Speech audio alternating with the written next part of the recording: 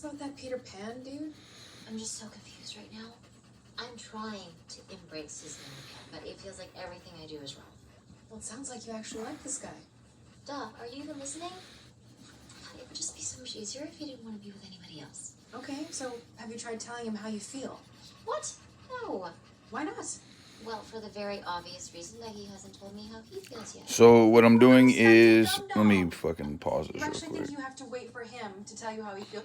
Alright, so what I'm doing is I took the Prismacolor Noir, which is like just the regular black, and I laid down some of the different values and tones and shit of it. Well, not really values and tones. I just put some of the pigment from the graphite or whatever it's really made of onto the paper. Now, I was kind of planning on painting on this one on top of it, like as a mixed medium, but I decided to change up because I started kind of drawing some of the values in here, and I kind of liked how it looked. So now I'm taking a blending stump, which is literally just like really tight paper. You get this at any art store, but you can probably, but a lot of people will like use, what do you call it? Like fucking, Q-tips for this. Like if if you're looking for like a cheap alternative. And then I do little circles, or I do like directional shading. So if I'm trying to make this look rounded, see how I kind of pulled it that direction? So wherever it's darkest, I'll kind of pull towards there. But if you go fast and kind of like pull it into like a circle, like an ovalesque circle. And the trick is not to put a whole bunch of pressure down. Because if you overpressure, then it's going to end up making it look textured in a way that you don't want. But blending stumps are kind of like a cheat sheet on how to make it look like it gets shaded really quickly. And then you just take an eraser and you can kind of erase highlights and they look more natural than trying to like draw a bunch of different values. This part though would take forever if I was really trying to make it look smooth. But I'd probably also would put more than one shade in there. I'm just kind of trying to show you guys how you can take just the littlest pigment and blend it out. If I go in even closer, you can see how like I'm just kind of doing. It's also like the harder that you push, the more it'll gradient. So like right here though, there's a whole lot of pigment right here on the canvas paper, and I'm using canvas paper. This is like, actually no, this is canvas paper. I was thinking it was Bristol board, so that's why it's going to put texture to it. So I'm trying to make it look darkish right here underneath the eyelid, on the top of the eyelid, to make it look like that's the deepest point. And then right here, there's a little bit more of a shadow. And over here, there's some more shadow. So I'm just kind of like push it where I need it. And the harder that you push, the more you leave on there. But wherever you have the most pigment on the paper is where you're going to have the most to push from. So now that I've got that much on there, I could literally go right here and draw with that, because it just leaves it on there. So anyway, just kind of keep building it up. So, and then you kind of got to establish, like, all right, you're going to have, like, let's say you had 3 tones. Like, the eyebrows are the darkest tone. The eyelashes are also the same tone, pretty much. And then, like, you have, like, your darkest of your shades. So, like, that's super dark. But you don't want it to look as dark as this, because then they'll compete with each other. And you kind of want to leave, like, a highlight as the highest point, like, the closest to the light source.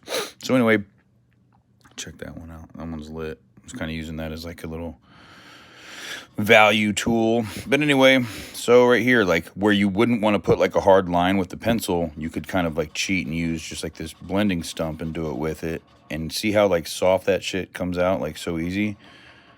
You can also kind of like circular shade or kind of push lines like that, depending on, I don't know how fucking much time you got.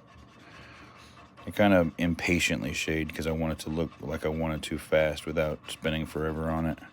But you could easily go back in with the eraser and kind of reverse engineer what you're looking for. If you use the right kind of paper and the right kind of pencils, this will do way more dramatic tonality, or, it'll fucking work way faster. I don't need to try to sound smart. I'm confident in what I'm showing you. I made this too dark, though. And you can't really erase when you're using Prismacolor. So I used colored pencil on here thinking that it was going to be the undertone, like an underpainting towards my painting. But then I started liking what it looked like, so I was like, fuck it, I'll just keep it and just kind of blend it out. And I was like, you know what, maybe I'll turn this into like a little mini tutorial and show you guys how to blend some values. The trick is not to care too much, because if you over care and convince yourself it's too dramatic or too important, then you'll fuck it up just because you're overthinking it. I try to keep a super sharp point on it. Although I'm sure that doesn't matter, it just works for me. And even with this, I'll do a bunch of like little baby circles. The harder that you push with Prismacolor, the more pigment you're leaving on the canvas. See how black that's coming out? And I'm really just doing like circles on top of it, and then you kind of just like widen your stance. So either do like a strip and then come back down right next to it and then come right up. That's how you tattoo also. It's kind of a tattoo technique. And even when you're doing like long stick shading or coloring in, you still kind of like pull it in like an ovalesque value. But you see how like getting that dark brings this part of the cheek out, and then you want it to go dark, medium, light, so you kind of have to directional shade that. So I kind of needed to establish how dark this darkest point was, so you would see how far away that's supposed to be, so that the shadows on the face would make more sense. Right here, these eyelashes are putting a shadow onto this part of the cheek, so you kind of want a directional shade up to the eyebrow shadow, or the eyelash shadow, I meant. Yeah, even though some of the shadows like turn into each other, you got to be very deliberate about what they are, or else you kind of lose your viewer. You know what I mean? Or not your viewer, but like the person looking at your art. The trick with shading is understanding like what it looks like in real life, and that even if it doesn't make sense when you're like shading this fucking shadow right here into the eyelash and then back into the shadow on the side of the face, feels very like you're doing something wrong, like it's not going to make sense when you shade it. But if you do it properly, it will all kind of come together. Like the person looking at it will see it without even realizing they're seeing something that felt weird to create. You know what I mean? The more deliberate you are, the more it'll all come together.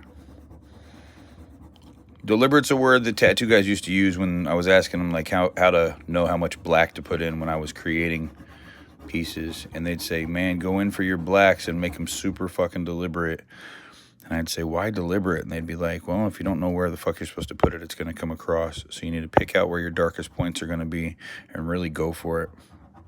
And if you go for it first, then you kind of have created at least what you need to erase away from, you know? Or like if you know where your darkest point is, it really does make things a lot easier. See, when you push hard enough and you're at like that 45-degree angle, I guess instead of being like this, you're kind of like this, and you kind of push and swipe as you're going, you can kind of get a whole lot more coverage on your canvas without making it too fucking forced. See what I mean?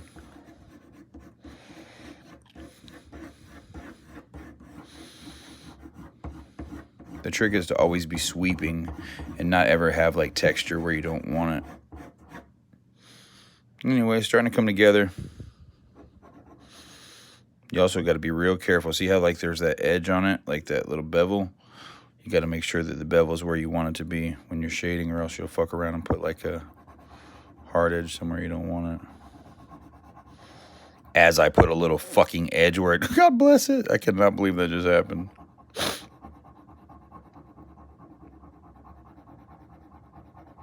If you guys have any questions, just ask and I'll answer them in real time. But if you also have any questions seeing this later, put them in the comments and tag me and I'll fucking see it and I'll answer. If I don't, send me another one. I will always answer and try to help any way I can. See, that kind of looks like it's facial hair, but when you shaded it into this, then it won't look like that. So I'm gonna go, what do you call it? Sharpen that. I bought a handful of colored pencils today with the intention of making some art tonight, but not necessarily knowing what I wanted to do. I just had some cool concepts printed off. I just wanted to work on some eyelash chicks and just some dramatic faces and shit. Yo, if you guys leave me some comments and tell me what you want me to draw more of, I'll include it. And if you want to see more of my art, I will tag my tattoo page. Actually, if you go to my page, you can see a bunch of my channel, you can see a bunch of my tattoos, but my Instagram is Shadowink, same as the first word of my page, or my channel rather, and I've got a whole bunch of art. I probably have 7,000 pieces of art on my tattoo channel, or my tattoo page on fucking Instagram. So if you want to see more of my stuff. I also think when you're trying to pull the face forward, you need to have some kind of like atmosphere behind it. So it's always good to create some atmosphere by shading behind your piece.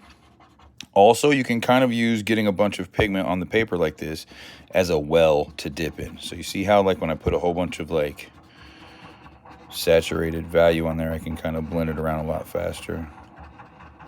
or saturated pigment. See how I'm kind of hiding that? Making it look like this piece right here, this strand of hair or this chunk is farther back by taking the shading from around it and overlapping it. Right here, I'll do the same thing.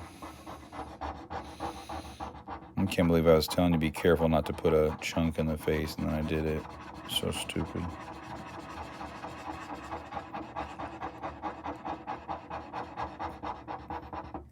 Anyway, hope you guys learned something. If you got any questions, ask me. And when I get done with this, I'll repost it. I'll put it in my story on here, and I'll just have it all over the place. So if you want to check it out, let me know. I appreciate you guys. Much motherfucking love. Oh, yeah. Also, if you can wear a glove when you shade, then you won't put little texture and shit all over the side of your piece. So it's always very helpful. Because it's really hard when you're trying to like erase anything. The oils in your skin will definitely blend and smear your art. So just try to be careful of that. If not, you can put another piece of paper down on top of it and lean on it, but that's not as foolproof as what you want if you're really putting your effort into your art. You know what I mean? This is just a piece I'm making for the hell of it, just because I need to always keep my skills on point, and I love doing portraits, so I don't know, I kind of like to challenge myself, but I also like to just create and post a lot, so whatever. Life is too short to just sit around, so I'm always doing something. If you wanted to get the rest of these little gradient values out and you didn't have a bunch of other colors, or you didn't want to spend a bunch of money, you could literally buy Prismacolor colored pencil, solid white or blanco, and you could buy Noir, solid black, and literally blend these two values to where you literally had like a milky tone right here, and it would completely turn into whatever you wanted it to. So, I don't know, give it a try, man.